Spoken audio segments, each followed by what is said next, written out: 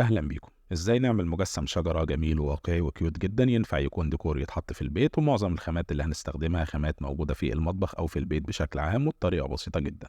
يلا نشوف. أول خامة هنستخدمها هي ورق الألومنيوم، ورق الفويل الطبيعي إنه بيكون موجود في المطبخ.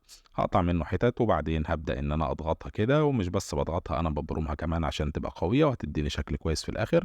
هعمل منه شوية قطع كده بأحجام مختلفة، وبعدين هستخدم مسدس الشمع، وعارف طبعا مسدس الشمع مش من الخامات اللي موجودة في البيت، بس ده من الحاجات الأساسية جدا لأي حد حابب يعمل أعمال فنية، فالطبيعي إن هو يكون موجود، هو والغيرة والألوان. هبدأ ألزق القطعة دي في بعضها عشان تكون شكل شجرة، يعني هنكون الفروع الرئيسية، وطبعا احنا ممكن نعملها بأي شكل لأن الشجر موجود في الحقيقة بأشكال ملهاش حصر تقريبا.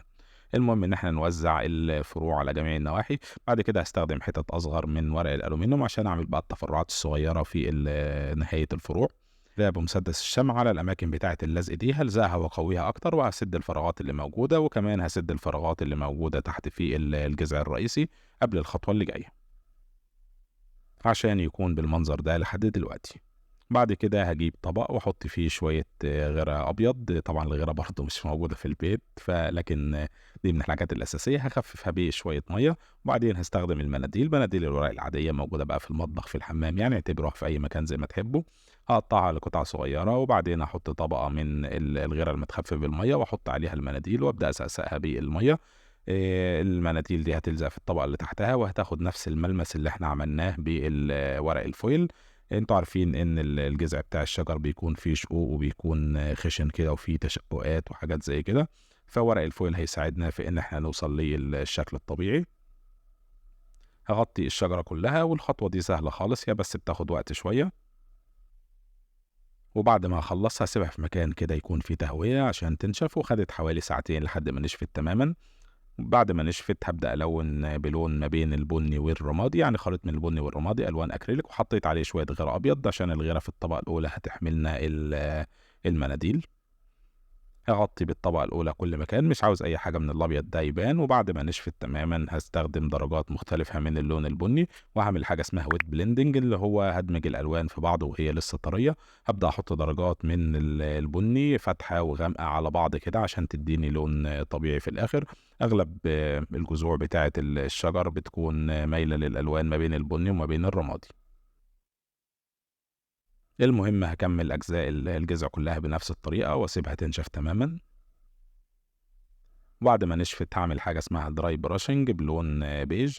دراي براشنج ده معناه ان انا بمسح اغلب اللون من على الفرشة في حتة كرتونة او في منديل، وبخفف ايدي كده وانا بلون، مجرد ان انا بعمل هايلايت، يعني بس ببرز الاماكن البارزة في الجذع، وده طبعا بيساعدنا في اظهار كل التفاصيل اللي موجودة في الجذع عشان ده يكون شكل الجذع النهائي. بعد كده هستخدم السفنجة بتاعة الغسيل، برضو دي من حاجات المطبخ، استخدم الحتة الخشنة اللي فوق واستخدم كمان السفنجة اللي تحت احولها لبودرة الشجر دي. صنعناها بالتفصيل قبل كده، هتلاقوا الفيديو موجود قدامكم وهتلاقوا اللينك بتاعه تحت في الوصف. الجزء اللي فوق الخشن ده هبدأ افصله لطبقات، انا عاوزه يكون خفيف خالص ويكون فيه فراغات، فهبدأ افصله بالشكل اللي انتوا شايفينه ده. هعمل بقى منه قطع كتير، وبعدين على الطروف بتاعة الجذع هبدأ احط غيرة ابيض، اي نوع يعني موجود من الغيرة، وممكن نستخدم كمان الشمع. وبعدين هاخد الحتت الصغيره دي وابدا الزقها في الفروع، مش بس بلزقها يعني بخليها نايمه على الفروع، لا انا بحاول ان انا اخليها تعمل حجم او تاخد حيز كده حوالين الفرع زي ما انتم شايفين كده. هبدا الزق كل الفروع بنفس الطريقه. اما الجزء اللي فوق فعملته قطعه واحده بتوصل ما بين الفروع، ولو حبينا نضيف طبقات تانية عشان نكبر الحجم حوالين الفروع ممكن نحط كمان طبقه غيره ونبدا نضيف عليها حتت من السفنج ده عشان ده يكون شكل الشجرة. بعد كده هستخدم الهير سبراي، يعني من الحاجات اللي احتمال تكون موجودة في البيت، أنا عارف إن مش كل الناس بتستخدمه، المهم هنستخدمه كلزق. هنبدأ نضيف طبقة كده منه على الأماكن اللي ثبتناها حوالين الفروع، ونحاول نتجنب الفروع. بعد كده بودرة الشجر اللي لونها غامق هبدأ أضيف طبقة في كل النواحي. وبعد كده هستخدم الهير سبراي تاني وأحط طبقة كمان من بودرة الشجر بس تكون بلون أفتح شوية. وبعد كده هاستخدم بودرة الشجر الفاتحة خالص عشان تعمل highlight، يعني عشان يكون في تنوع كده ما بين الورق بتاع الشجر. الورق القديم عادةً بيكون غامق والورق الجديد بيكون فاتح. آخر حاجة هاعملها هارُش طبقة من الhair spray عشان تثبّت لنا كل حاجة في بعضها، وكده أكون خلّصت. لو عجبكم الفيديو ما تنسوش اللايك والاشتراك في القناة، وما تنسوش كمان تعملوا share مع أصحابكم اللي حابين يتعلموا النوع ده من الأعمال الفنية. إن شاء الله هيكون في فيديوهات كتيرة جدًا جاية هتعجبكم وهتستفيدوا منها، ولو حد عنده اقتراحات لأعمال فنية يكتبها لي في التعليقات. سلام.